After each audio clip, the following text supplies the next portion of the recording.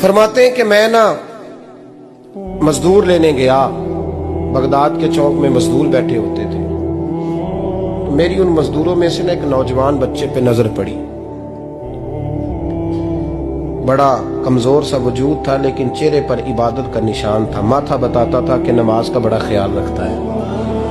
میں اس کے قریب گیا، چہرے بھی بڑا کچھ بتاتے ہیں نا، چہروں میں بھی بڑی رانائی ہوتی ہے۔ فرماتے ہیں میں قریب گیا، میں نے اس کو کہا بیٹے مزدوری کرو گے؟ تو کہنے لگا مزدوروں میں بیٹھا ہوں تو حضور مزدوری کے لیے ہی تو بیٹھا ہوں۔ تو میں نے کہا کہ چلو پھر۔ کہنے لگا نہیں میری کچھ شرطیں۔ میں نے کہا بتاؤ؟ کہنے لگا پہلی شرط یہ ہے کہ لوگ 4 دینار دیہاڑی لیتے ہیں، میں 3 دینار لوں گا۔ میں نے کہا یار بھائی تو بڑی بہترین ہے، باقی بھی اس طرح کی رکھ لے۔ اس نے کہا حضور دوسری شرط یہ ہے کہ میں آپ کی مکمل بات مانوں گا لیکن جب اذان ہو جائے گی پھر آپ کی نہیں سنوں گا۔ تیسری بات اس نے یہ کی کہ حضور میں آپ کے گھر میں کام کروں گا پر آپ کے کسی سوال کا جواب نہیں دوں گا۔ کہتے میں نے کہا یار تو بڑا عجیب ہے، شرطیں تو مالکوں کی ہوتی ہیں۔ کہنے لگا جی بہرحال میں شرطیں لگا کے جاتا ہوں۔ فرماتے میں اسے گھر لے آیا، کام میں نے اس کو بتایا تو جو کام مزدور سارے دن میں کرتا ہے نا اس نے 2 گھنٹے میں کر دیا۔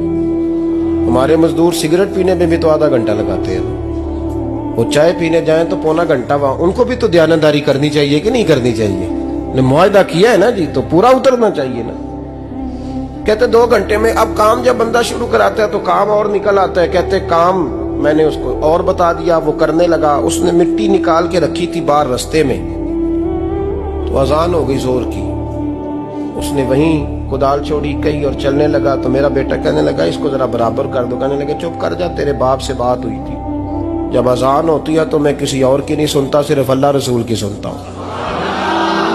کہتے ہیں مسجد چلا گیا، نماز پڑھ کے آیا تو دوپہر کا وقت تھا۔ میری بی بی کہنے لگی اس کو کھانا کھا لے۔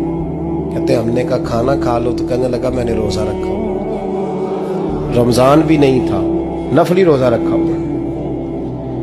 فرماتے ہیں شام ہوئی، میں نے 3 دینار دیے تو میں نے کہا تیرا نام کیا ہے؟ کہنے لگا میں نے آپ سے کہا تھا میں کسی سوال کا جواب نہیں دوں گا۔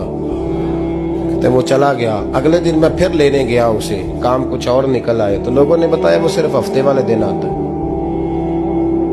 میں نے کہا کیوں؟ کہنے لگے جی وہ کہتا ہے میرا ہفتے کا خرچہ 3 دینار ہے، جب 3 دینار کما لیتا ہوں تو باقی سارا ٹائم اللہ رسول کی ذکر میں گزار دیا کرتا ہوں۔ فرماتے ہیں جی اگلے ہفتے میں پھر لینے گیا، میں نے پورا ہفتہ انتظار کیا کہ کام اسی سے کرانا ہے۔